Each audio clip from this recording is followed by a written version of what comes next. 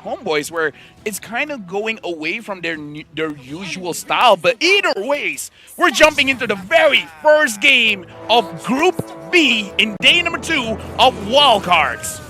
Based on my experience though, LaFell, it does seem like, for Bebex on the Ruby, I would say, on paper, it would make sense that it's going to be a non-lane, right? For the Claude, just utilize the range, go for the farm, use the battle mirror image whenever Bebex walks up.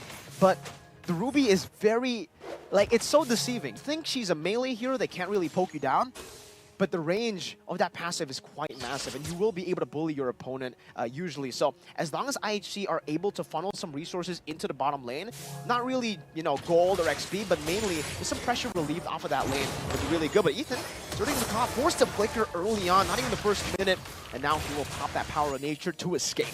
I would say that's big. It's a good thing that he uses Flicker there because it's still under 2 minutes, so extra damage in the jungle. Forbid taking quite a lot of damage, and Zorn is in the middle of things. The Terrify onto 2 members. Zorn still able to flicker out. Chibi looking for the kill now, maybe even looking for the invade as Forbid rotates back in towards the jungle to release some of the pressure away from Ling. But in the bottom lane, Nets is doing a very good job at just suppressing this force of the Ruby in the gold lane. One small thing that's a little bit unfortunate, I think Chibi was absorbing one minion coming in from the mid, so perhaps Udil is going to take a little bit more time before he gets his level 4. But again, it's a small thing, probably wouldn't matter in the grand scheme of things. Zorn finds Xora. Xora is already level 4. Zorn is already taking quite a bit of damage. He doesn't have the flicker. That is a very important thing to note down, as a turtle will spawn in 13 seconds, but maybe the Warcry, by the way, for the Roger.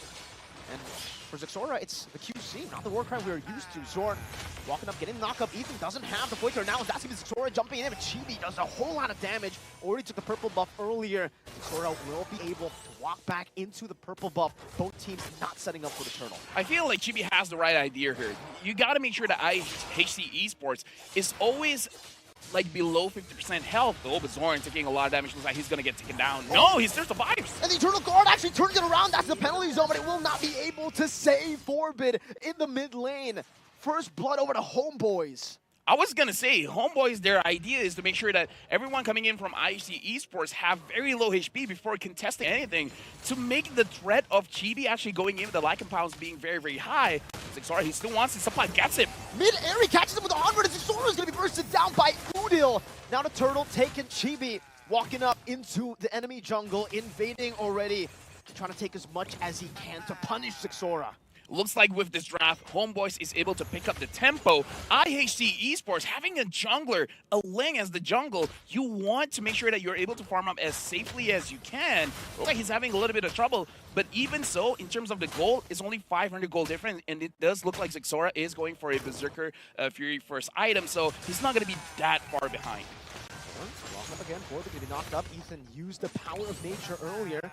Bebex has rotated, but in the early game, I can't help but say, for Bebex at least, he's kind of failed to utilize that pressure. Udil on a barrier, not able to really go for anything. Bebex with I'm offended onto 2 members right in the middle. Fury, the wild charge with the feather airstrike gets comboed together. Xora would have the blaze jumping into this fight, but Suppot will also rotate much quicker. And now see the Bebex caught all alone, running away. That's gutting him down slowly but surely with one last battle mirror image to the front to take him down. I don't know whether that is worth it or not for IHC Esports. That was a good engagement. Make sure you're doing something and not nothing. But the fact that you gave Nats an assist as well as a kill makes it so that he gets his Trinity item faster. And this is why I was questioning the Ruby going up against the Claude. Even though, yes, like you said, having more range is going to be good, but Nats on his Claude, he's very careful. When he's using this scaling kind of marksmen, he doesn't trade all that much, and it looks like it translates into this game. Replayception! Replayception. This is the replay earlier in that skirmish. It was such a good layer of CC from IHC, but HomeBois just played it well. They knew only 2 of their members were caught there.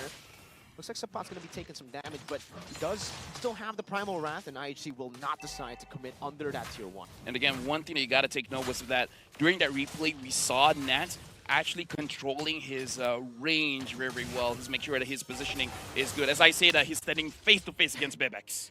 Talk about timing. Yeah, maybe you don't try to predict things, yeah, but you taught me this at M3, man. True. Maybe I should stop talking. Good barrier. You want to try to slow the pace of the game down because HomeBois at this point with, hey, actually, if we take a look at the cold lead, it's not that big. The Terrify with the Eternal Guard. Udil Being able to chunk Ethan, but as Power Nature walks up now as Xora does some damage. Support not going for the onward just yet. Pops the Primal Rat is actually wall charge into the back line. That's a steal from Xora. As Support deals with the Terizla, Ethan in the back, going to be ran down by Chibi as Xora gets terrified mid-air again, knocked up and taken down by the hammer of Zord. Now walking up with a two-man knockup. Team 4, IHC, they'll still be able to get a trade off of that, but it's 3 for 1. Yeah, but again, we talked about this, how both teams, they really like to brawl. Even if for the first part, you see like, oh, this might not be a good trade, but still, the team will go for it because in terms of mechanics, they're amazing. Bebex was able to steal that one. Chibi getting a turret up top. Now we're starting to see a little bit of difference coming in from the gold. Now it's 1,000 gold lead for HomeBois, but considering it's 7-3, it's not that big of a gold lead when you compare it to the amount of kills as well as the amount of gold generated. HomeBois, they need to make sure that they start to take more turrets so that they can start, well, I would say choking Xora out of farm, then you can really get your win condition. Because as of right now, looking at the EXP earned, the Ling is still earning quite a lot of EXP. He's not being stopped all that well. Look at this.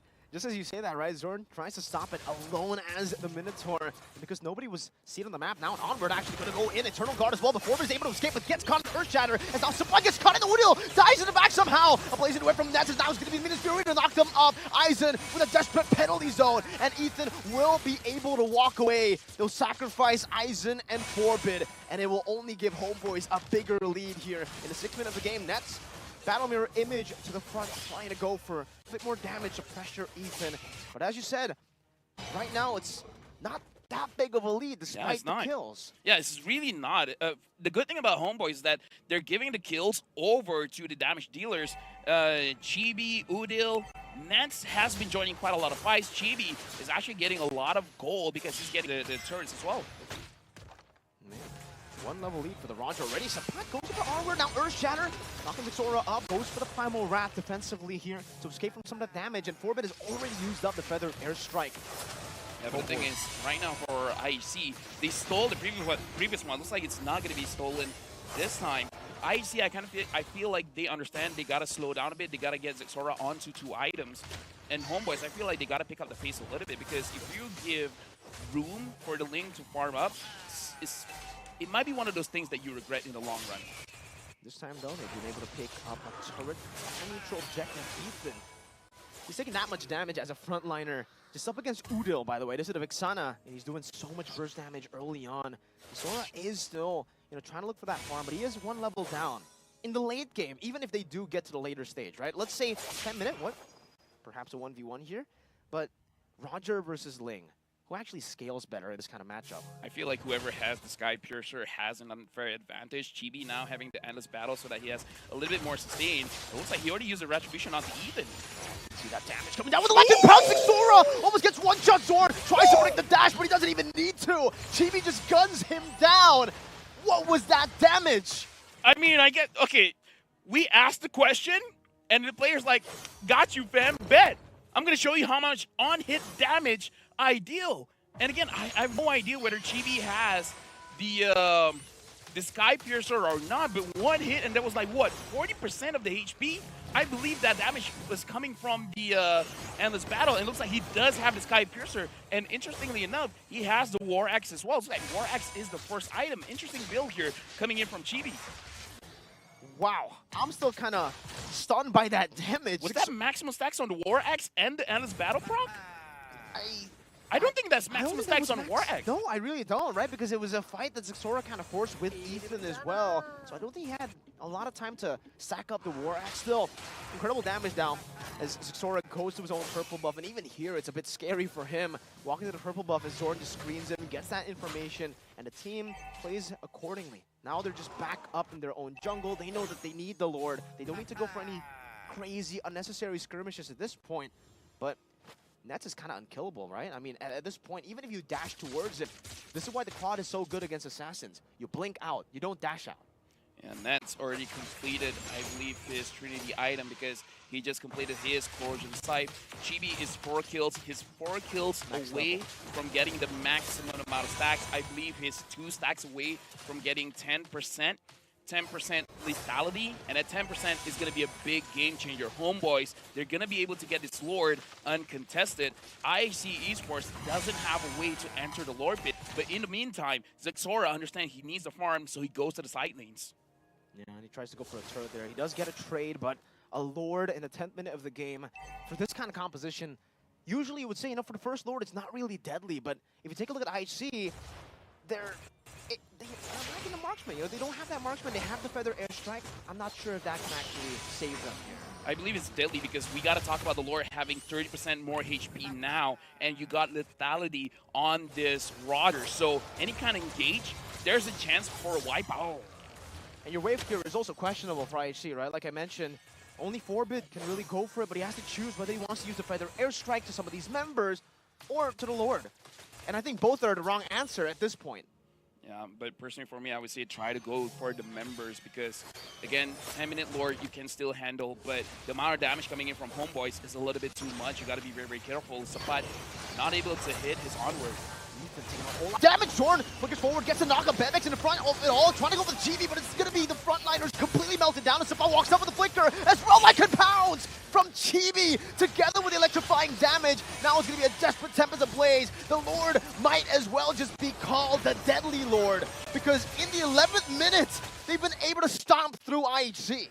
And just like that, HomeBois was able to win the first match of the Group B stage with a lot of damage coming in from the Roger. And looks like the Ruby goalie going up against the Claude was not able to stop this Claude. The Claude was still able to farm as fast as possible. The Claude was